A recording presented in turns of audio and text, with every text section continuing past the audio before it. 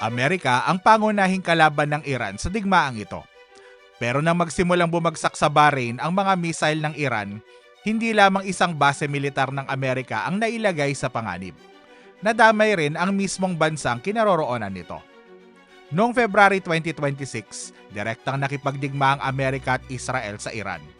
Gumanti ang Iran hindi lamang laban sa mga puwersa ng Amerika, kundi pati sa mga bansa sa Persian Gulf na kinaroroonan ng mga ito. At isa ang Bahrain sa pinakamahalagang bansang pinuntirya. Ang Bahrain ay isang maliit na isla sa Persian Gulf, pero naroon ang headquarters ng 5th Fleet ng Amerika, ang sentro ng mga operasyong pandagat nito sa Persian Gulf at sa mga karatig na dagat. Kaya nang direktang pumasok ang Amerika sa digmaan, naging target din ng Bahrain dahil sa base na ito.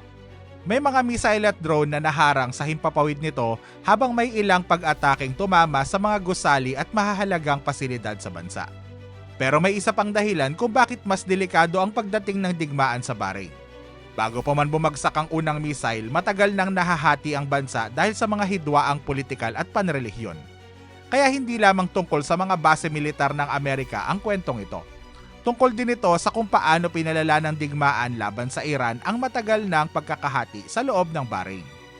Isa ang Bahrain sa mga pinakamaliliit na bansa sa Gulf.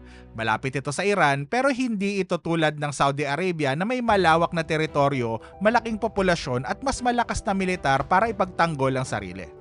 Sa loob ng maraming dekada, 3 banta ang kinatatakutan ng mga namumuno rito. Ang panggigipit mula sa Iran, ang posibilidad na madamay ang Bahrain sa kaguluhan sa rehiyon at ang pag-aalsa sa loob mismo ng kaharian. Dahil sa mga bantang ito, naging mahalaga sa Bahrain ang presensya ng hukbong dagat ng Amerika. Hindi lamang nito pinalakas ang depensa ng bansa, ipinakita rin nitong may makapangyarihang kakampi ang Bahrain. Kasabay nito, ang Saudi Arabia ang naging isa pa nitong pangunahing sandigan sa seguridad. Kaya pinayagan ng Bahrain na manatili roon ang militar ng Amerika hindi lamang para suportahan ng Washington, kundi dahil naniniwala ang mga pinuno nito na nakakatulong din itong protektahan ng bansa at ang naghaharing monarkiya. Pero nang makipagdigma ang Amerika sa Iran, nagkaroon ng kabaliktarang epekto ang proteksyong ito. Ang puwersang inaasahan ng Bahrain na maglalayo dito sa panganib ay siya ring naging dahilan kung bakit itinuring ng Iran ang isla bilang bahagi ng digmaan. Ang Bahrain ay pinamumunuan ng pamilyang Al-Khalifa na mga Sunni Muslim. Pero ang malaking bahagi ng populasyon nito ay mga Shia Muslim. Matagal nang itinuturing na nakararami sa bansa ang mga Shia kaysa sa mga Sunni, bagamat pinagtatalunan ng eksaktong bilang sa kasalukuyan. Sa loob ng maraming taon, inirereklamo ng mga Shia citizen ang limitado nilang kapangyarihang pampolitika, hindi pantay na akses sa mga trabaho sa gobyerno, mahinang representasyon at napakaliit na presensya sa militar, pulisiya at mga security service. Karamihan sa mga institusyong ito ay binubuo ng mga Sunni. Ayon sa mga aktivista at human rights reports, kumuha rin ang gobyerno ng ilang Sunni mula sa ibang bansa para maglingkod sa security forces at pinabilis ang pagbibigay ng citizenship sa ilan sa kanila. Matagal nang umiiral ang mga hinaing na ito, bago pa man nagsimula ang kasalukuyang digmaan. Pero mahalagang linawin na hindi simpleng labanan ng mga Sunni na tapat sa monarkiya at mga Shia na kontrolado ng Iran ang nangyayari sa Bahrain. Hindi porket Shia na ang isang tao ay kampi na siya sa Iran. Karamihan sa mga Shia sa Bahrain ay mga mamamayang humihingi lang ng mas pantay na pagtrato at mas malaking boses sa sarili nilang bansa. Pero para sa monarkiya, hindi lamang ito usapin ng hindi pagkakapantay-pantay, kundi pati na rin ng seguridad. Malapit kasi ang Bahrain sa Iran, na isang makapangyarihang bansang may Shia majority at sumusuporta na noon sa ilang armadong grupo sa loob ng kaharian. Ang kinatatakutan ng mga namumuno sa Bahrain ay baka gamitin ng Iran ang mga lokal na hinaing ng mga mamamayan upang palalain ang galit at kaguluhan sa loob ng bansa.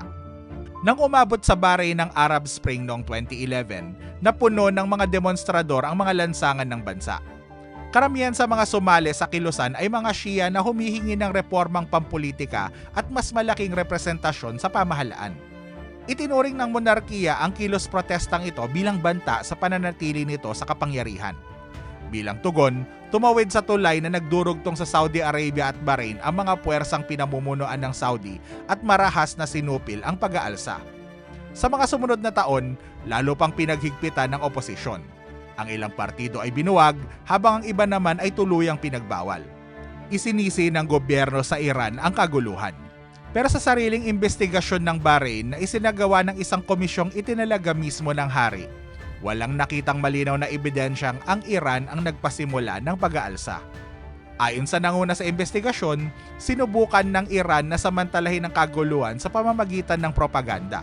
Pero walang patunay na pinondohan o pinamunuan ng Tehran ang mga protesta.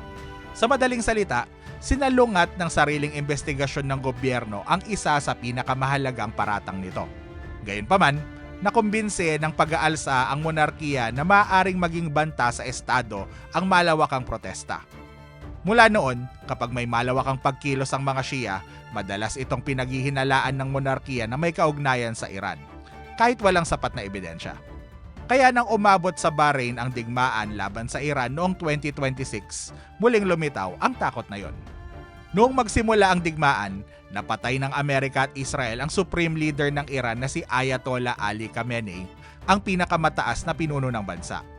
Pero higit pa sa pagiging pinuno ng Iran, isa rin siyang mahalagang leader ng Shia Islam. Kaya ang kanyang pagkamatay ay hindi lamang isang usaping pampolitika, kundi isang malaking dagok para sa maraming mga Shia Muslim. Ilang oras matapos makumpirma ang kanyang pagkamatay, lumabas sa mga lansangan ang maraming mga Shia sa Bahrain. Ang ilan ay nagluksa para sa kanya, habang ang iba ay nagprotesta laban sa mga pag-atake sa Iran.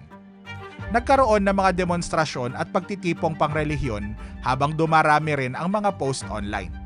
Dahil nangangamba ang gobyerno na maaaring samantalahin ng Iran ang sitwasyon, ipinagbawal nito ang mga protesta. Pero hindi ito natapos doon. Ayon sa mga human rights group, mahigit 300 tao na ang inaresto ng Bahrain mula nang magsimula ang digmaan. Marami umano sa mga pag-aresto ay may kaugnayan sa mapayapang demonstrasyon o mga puna laban sa gobyerno na ipinost online. Kabilang dito ang mga taong kumuha o nagbahagi ng video ng mga pag-atake ng Iran. Inalisan din ng gobyerno ng citizenship ang 69 na tao dahil umano sa pakikiisa nila sa Iran. Ayon sa mga human rights group, marami sa kanila ang naiwang walang citizenship sa alinmang bansa at mahigit kalahati sa mga ito ay mga bata. Kapag inalisan ng citizenship ang isang tao, maaaring mawala ang kanyang legal na pagkakakilanlan, kakayahang bumiyahe, akses sa trabaho at edukasyon at karapatan sa mga pangunahing serbisyo. Para sa isang batang lumaking walang kinikilalang citizenship, maaari nitong maapektuhan ng buong buhay niya. May mga Shia cleric ding kinulong. 3 miyembro naman ng parliament ang tinanggal sa pwesto matapos tutulan ng pag-aalis ng citizenship. Iniulat ding hiniling ng mga prosecutor ang parusang kamatayan sa ilang mga kaso. Isa sa mga nakulong ang iniulat na namatay habang nasa kustodiya ng mga otoridad. Ayon sa mga nakakita sa kanyang katawan, mayroon itong mga bakas na posibleng dulot ng pananakit. Kalaunan, sinampahan ng kaso ang isang opisyal kaugnay sa kanyang pagkamatay.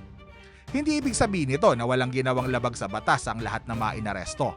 Pero hindi rin ito nangangahulugang kumikilos para sa Iran ang lahat ng dinakip. Ang mas mahalagang punto dito ay dahil sa isang digmaang nagmula sa labas ng Bahrain, lalo pang hinigpitan ng pamahalaan ang pagtrato sa sarili nitong mga mamamayan. Kaya ang tanong, tunay bang operasyon ng Iran ang pinipigilan ng Bahrain o tinatrato nitong mga ahente ng Iran ang sarili nitong mga mamamayang tumututol sa gobyerno? Sa panig ng gobyerno, may lehitimong dahilan naman ito para mag-alala. Sinuportahan na noon ng Iran ng ilang armadong grupo sa loob ng Bahrain. Ayon din sa mga otoridad, may mga grupong kinuha o sinanay ng Islamic Revolutionary Guard Corps ng Iran upang manmanan ang mahahalagang pasilidad at maghanda ng mga pag-atake. Naglabas sila ng mga pangalan ng mga sospek, nag-anunsyo ng mga pag-aresto at inakusahan ng ilang network sa pagtulong sa mga operasyon ng Iran. Sa panahon ng digmaan, walang gobyernong maaaring bumaliwala sa posibilidad na samantalahin ng kalaban ang kaguluhan sa loob ng bansa. Pero ayon sa mga human rights group at mga miyembro ng oposisyon, maging ang mapayapang protesta, pagluluksa sa isang leader ng relihiyon at mga ordinaryong post sa social media ay itinuturing na pagtataksil sa bayan. Sinasabi nilang tila itinuturing ng gobyerno na magkaugnay ang pagiging Shia, pagtutol sa monarkiya at pagtatrabaho para sa Iran. kahit hindi naman palaging magkakaugnay ang mga ito. Dahil naitala na rin noon ang mga kaso ng pang-aabuso sa mga nakakulong sa Bahrain, may dahilan upang pagdudahan kung kusa bang ibinigay ang ilan sa kanilang mga pag-amin. Posibleng may katotohanan ang sinasabi ng magkabilang panig. Pero batay sa mga ebidensyang nilabas sa publiko, hindi pa malinaw kung ano talaga ang nangyari. Posibleng may ilang kasong tunay na may kaugnayan sa Iran, pero walang inilabas na patunay na ang Tehran ang nasa likod ng mas malawak na kilos protesta noong 2026 o na ang daan-daang inaresto ay kumikilos sa utos nito. Ito ang problemang kinakaharap ng Bahrain. Hindi nito matiyak kung alin ang lehitimong protesta at alin ang tunay na pakikialam ng Iran. At dito lumilitaw ang isang mas mapanganib na posibilidad. Dahil natatakot ang gobyerno sa impluwensya ng Iran, mas marami itong inaaresto at mas mabibigat na parusa ang pinapataw nito. Dahil dito, lalong lumalayo ang loob ng mga mamamayang naniniwalang hindi sila makatarungang tinatrato at lumalalim ang kawalan ng tiwala sa monarkiya. Ang galit at pagkadismayang ito ay maaaring samantalahin ng Iran.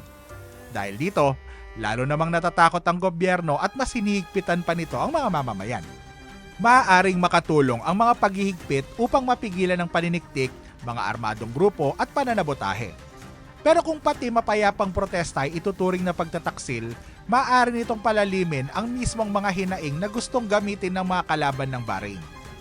Sa pagsisikap ng gobyerno na pigilan ng Iran na samantalahin ang hidwaan sa bansa, baka lalo naman nitong pinatindi ang pagkakahati sa loob ng Bahrain. Hindi nito pinatutunayang matagumpay ang anumang plano ng Iran. Ipinakikita lamang nito na kayang palalimin ng isang matagal na digmaan ang mga problema sa loob ng isang hati-hating bansa, kahit hindi ito direktang sinasalakay o sinasakop. May mas malalim na dahilan kung bakit mabilis maghinala ang mga pinuno ng Bahrain na nakikialam ang Iran. Sa loob ng maraming taon, inangkin ng Iran ang Bahrain bilang bahagi ng teritoryo nito. Noong 1957, tinukoy pa ng parliament ng Iran ang isla bilang isa sa mga lalawigan nito. Kalaunan, tinalikuran ng Iran ang pag-aangking ito at kinilala ang kalayaan ng Bahrain noong 1971. Pero sa iba't ibang panahon, muling binuhay ng ilang hardliner sa Iran ang ideyang ito. Hindi ito ang opisyal na polisiya ng Iran sa kasalukuyan at hindi rin ito pinatutunayang may plano itong salakayin ng Bahrain.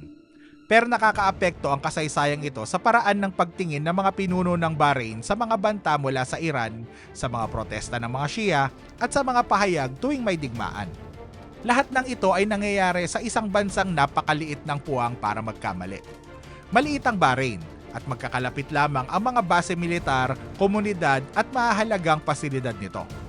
Tinamaan na ng mga pag-atake ng Iran ang ilang pangunahing pasilidad nito, kabilang ang oil refinery at pinakamalaking aluminum plant ng bansa. Napinsala rin ang digmaan ng turismo. May mabigat ding utang ang gobyerno at umaasa ang Bahrain sa tulong pinansyal mula sa mga mas mayayamang karatig bansa. Kaya sabay-sabay nitong kinakaharap ang mga pag-atake ng Iran, paghina ng ekonomiya, mabigat na utang at matagal ng hidwaang pampolitika. Kasabay nito, naroon sa teritoryo nito ang pangunahing naval headquarters ng Amerika sa rehiyon. Ang dahilan kung bakit patuloy itong nalalagay sa panganib. Kapag nagsabay ang digmaan, problemang pang-ekonomiya at paghihigpit ng gobyerno, maaari nitong lalo pang palalain ang kaguluhan sa loob ng bansa. At kapag lumala ang kaguluhang yon, hindi lamang Bahrain ang maapektuhan. Noong pag-aalsa ng 2011, nagpadala ang Saudi Arabia ng mga puwersa upang tulungan ng monarkiya na manatili sa kapangyarihan. Kaya malamang din na ituring ng Saudi Arabia at ng iba pang bansa sa Persian Gulf ang anumang malubhang kaguluhan sa Bahrain bilang banta sa seguridad ng buong rehiyon. Ngayon, bumalik tayo sa simula. Pinayagan ng Bahrain na manatili sa bansa ang mga puwersa ng Amerika dahil natatakot ang mga pinuno nito sa Iran at gusto nilang magkaroon ng proteksyon. Pero nang makipagdigma ang Amerika sa Iran, ang puwersang inasahan nilang magpoprotekta sa Bahrain ay siya ring naging dahilan kung bakit ito napasama sa mga target. Muling lumitaw ang mga hidwaang matagal ng pilit kinokontrol ng monarkiya. Tumugon ang gobyerno sa pamamagitan ng malawakang paghihigpit, pero maaaring lalo lamang nitong palalain ang mga problemang sinusubukan nitong pigilan. Ito pa ang masaklap. Noong 2024, nagsimula ng gumawa ng mga hakbang ang Bahrain at Iran upang ayusin ang kanilang relasyon. Pero sinira ng digmaan ang pagkakataong yon at napalitan ito ng pinakamalawak na paghihigpit na naranasan ng bansa sa loob ng maraming taon. Maaring hindi na kailangang salakayin ng Iran ng Bahrain o lihim na mag-organisa ng isang pag-aalsa. Sapat nang tumagal ang digmaan upang unti-unting pahinain ang bansa. Habang nagpapatuloy ang mga pag-atake, lalong natatakot ang gobyerno sa sarili nitong mga mamamayan at muling lumalalim ang matagal ng hidwaan sa loob nito. Ang presensya ng Amerika sa Bahrain ay para sana protektahan ito laban sa Iran. Pero paano kung ang proteksyong yun din ang dahilan kung bakit naging target ang Bahrain at kung bakit muling lumalalim ang pagkakahati sa loob ng bansa? Like and subscribe!